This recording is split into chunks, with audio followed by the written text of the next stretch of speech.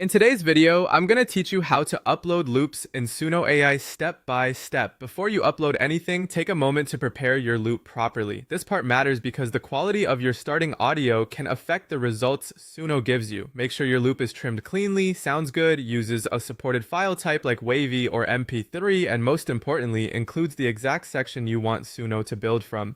If your loop starts too early, ends too late, or has unwanted silence, it can make the generated song feel less focused.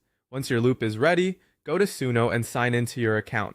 After logging in, head over to the Create page. This is where you'll begin the music generation process. From there, start a new audio-based creation. Click Create. Then look for the option that lets you make music from uploaded audio, if that feature is available in your version or plan. After that, choose Upload Audio to move forward.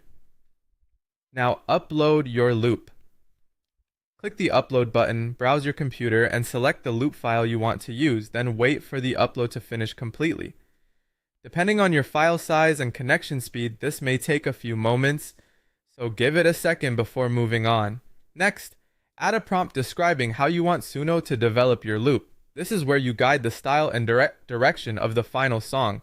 For example, you could say, turn this piano loop into a modern R&B song with soulful vocals, warm bass, atmospheric pads, and a catchy chorus. Or, expand this guitar loop into an energetic pop track with powerful drums and uplifting vocals. The more clearly you describe the vibe you want, the better Suno can interpret your idea. If those settings are available, customize the song further by adjusting things like genre, mood, vocal style, instrumentation, and song length. These controls can help you shape the result so it matches your creative goal more closely. When you're ready, click Generate. Suno will analyze your loop and create song variations based on your uploaded audio and prompt.